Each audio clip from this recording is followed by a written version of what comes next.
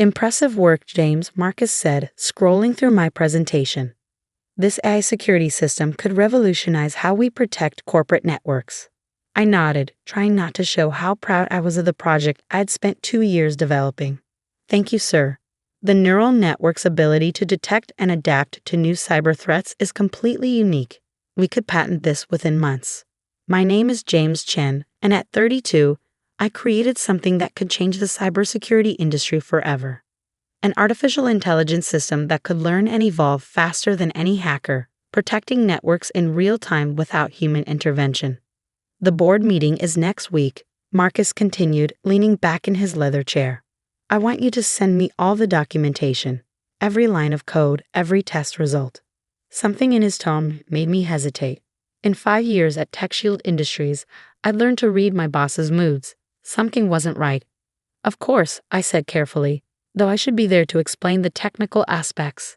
That won't be necessary, he cut in smoothly. I understand it well enough to present it myself. Of course he did. Marcus had been taking more and more credit for my work lately. Small things at first, a feature here, an innovation there. But this was different. This was my life's work. That evening, as I prepared the files he'd requested, I got a message from Sarah in HR. Emergency meeting tomorrow, 9 a.m. Mandatory. I sat back in my chair, pieces clicking into place. Marcus wouldn't dare, would he? The next morning, I walked into the conference room to find Marcus, Sarah, and 2 security guards waiting. James, Marcus began, not even trying to hide his smirk. We've discovered some concerning behavior. Unauthorized use of company resources, working on personal projects during company time. I stayed silent, watching him lay out his trap. Furthermore, he continued, you violated your contract by developing competing technology while employed here. All your work belongs to TechShield. We'll be taking control of the project effective immediately. You mean you'll be taking control? I said quietly. His smile widened. Pack your things. Security will escort you out. As I gathered my belongings, I could see Marcus already rehearsing his board presentation through his office window. He thought he'd won. Thought he'd stolen 2 years of my work with a few manufactured accusations. What he didn't know was that I'd seen this coming months ago. The AI system had a unique feature, one I hadn't documented. A specialized code buried deep in its neural pathways designed to activate exactly 30 days after deployment. In my apartment that night, I opened my laptop and checked the hidden backup server where I'd been documenting everything. Every conversation with Marcus, every stolen idea, every manipulated report, and most importantly, every change he'd made to my code after stealing it.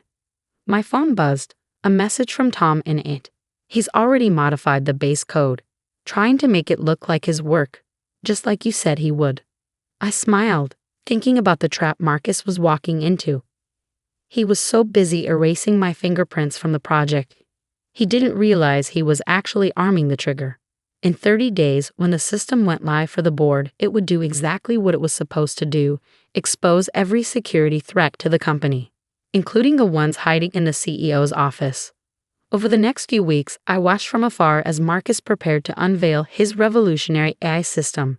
Tom kept me updated on every change, every modification, every attempt to erase my contribution. He's completely rewriting the documentation, Tom messaged one evening, removing all traces of your name.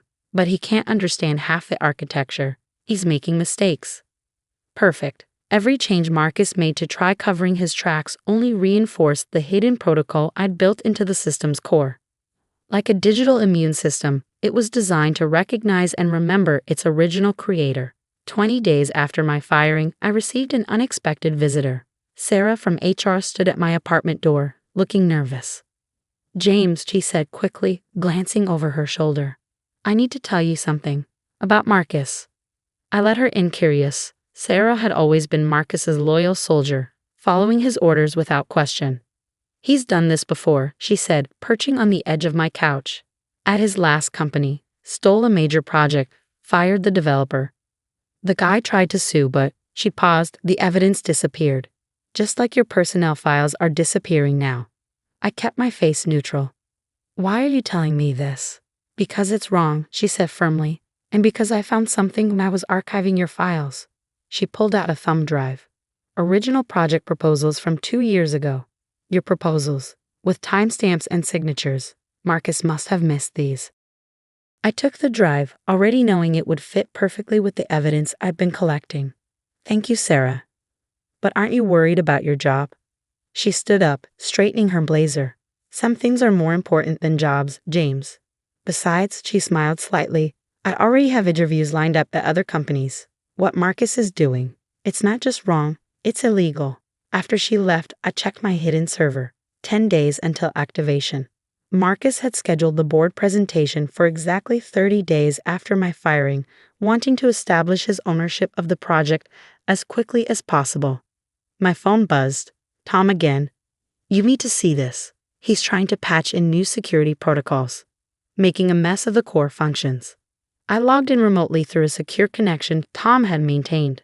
There it was, Marcus attempting to modify the AI's fundamental architecture, trying to make it look like his own work.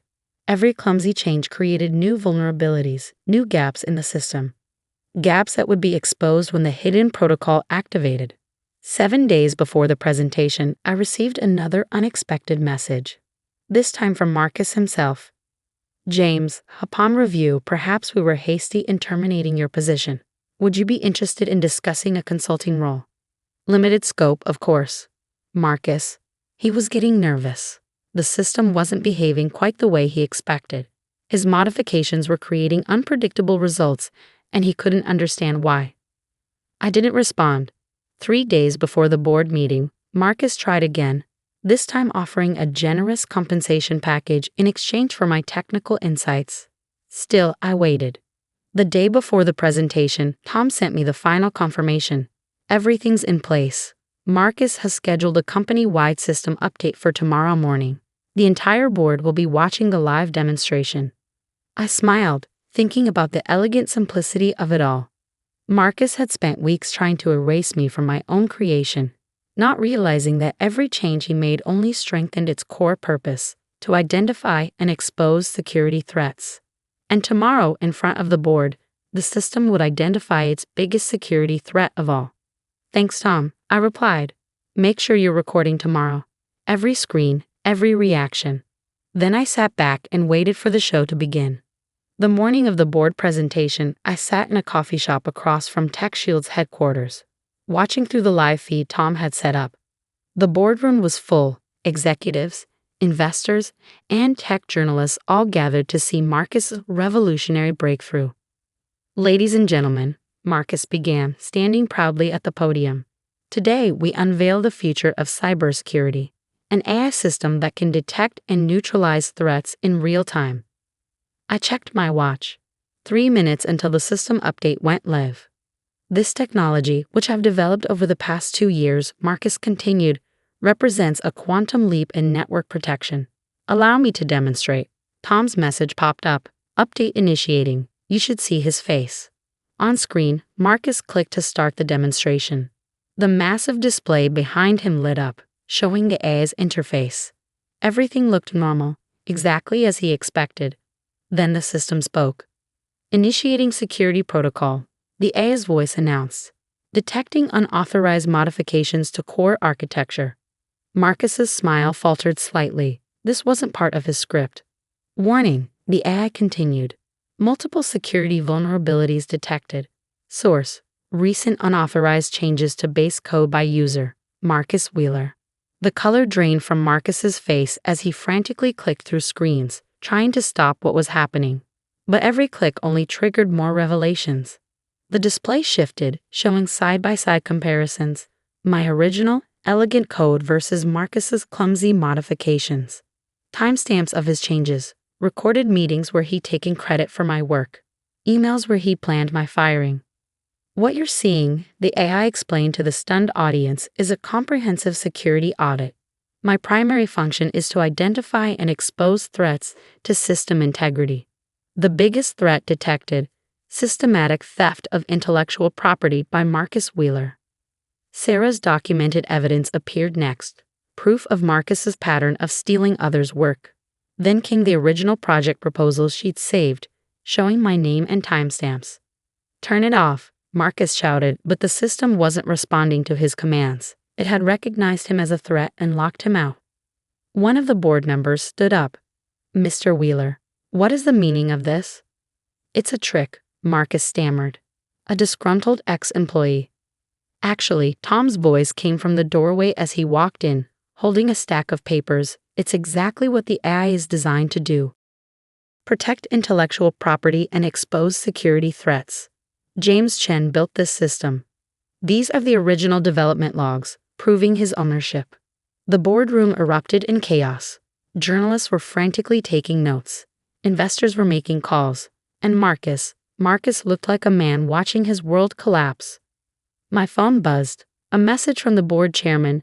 "Mr. Chen, this is Charles Montgomery. Would you be willing to meet to discuss your AI system?" The real one, not the compromised version Mr. Wheeler attempted to present. I smiled, typing back, "Of course. Though you should know, what you saw today was the real system, working exactly as designed. It protects against all security threats, including corporate espionage." Within hours, Marcus was escorted out of the building. By evening, news of the scandal had hit the tech blogs. AI exposes corporate theft during live demo read the headlines. 1 week later, I sat across from the board of directors, explaining my true vision for the AI system. They listened intently, particularly to my explanation of its ethical protocols. How it was designed not just to protect networks, but to ensure corporate transparency and accountability. "We'd like to offer you a position," Charles said after my presentation. "Chief Technology Officer with full control over your AI's development, and of course, complete patent rights under your name." I accepted, with one condition. Tom would head my development team, and Sarah would lead a new corporate ethics division.